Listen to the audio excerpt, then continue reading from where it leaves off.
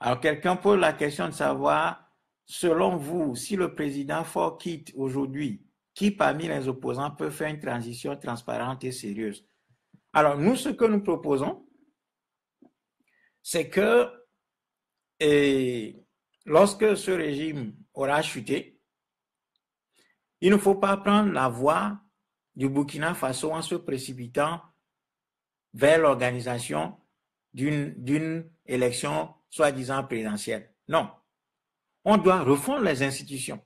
C'est pour ça que au mouvement pour la libération totale et la reconstruction de l'Afrique, nous proposons qu'à la chute de ce régime, qu'il y ait une constituante qui soit mise sur pied pour réécrire une constitution pour nos pays. Et cette constitution, cette nouvelle constitution, doit prendre en compte notre culture en tant que peuple africain, doit inscrire en son sein les valeurs qui sont les valeurs africaines, qui nous sont niées par la colonisation, qui ont été détruites par la colonisation. Nous devons rebâtir un État fondé sur nos valeurs culturelles endogènes, africaines. Parce que l'État africain ne peut pas être une pâle copie de l'État occidental, qui répond d'une histoire, d'une anthropologie, d'une sociologie, d'une vision du monde, d'une logique économique qui n'est pas la logique des Africains. Pour ce faire, nous devons aller puiser les éléments de notre renaissance dans notre panier historique qu'est l'Égypte antique, où les Africains ont inventé des États puissants, l'Égypte antique. C'est ça le travail qui nous attend. Donc, il ne s'agira pas de faire une transition du type je ne sais quoi, pour replonger le Togo dans le sillage de la colonisation. Non, nous devons inventer quelque chose de radicalement nouveau qui va inscrire notre peuple dans la durée et dans le cours normal de son histoire, d'où il a été démis et empêché, détourné de sa voie naturelle vers le progrès. Donc, nous proposons qu'il y ait une constituante qui soit mise en place. Et les éléments qui doivent constituer cette constituante, nous les savons.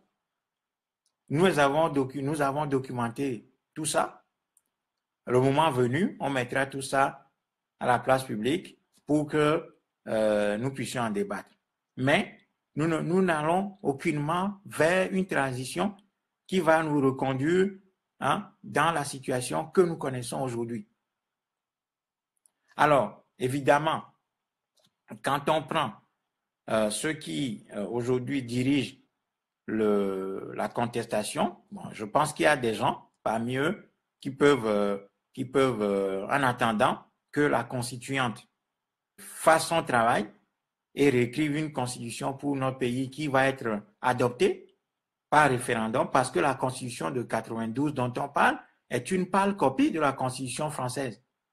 Même si aujourd'hui on revendique son retour plein et entier, nous ne devons pas nous dispenser de la critique, qui est que cette constitution de 92 est une photocopie, est une pâle copie de la constitution française. Nous devons sortir de ça pour créer une nouvelle constitution qui réponde véritablement de notre anthropologie, de notre histoire, de notre vision du monde, de notre façon d'organiser l'État, nos valeurs et ensuite notre vision économique.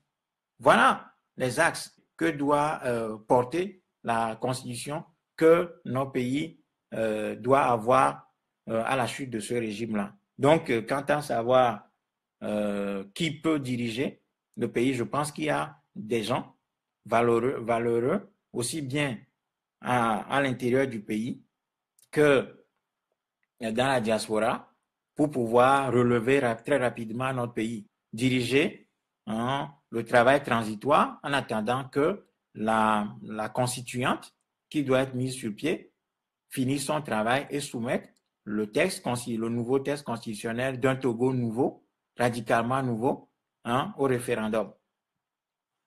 Voilà ce que je peux dire sur ce point.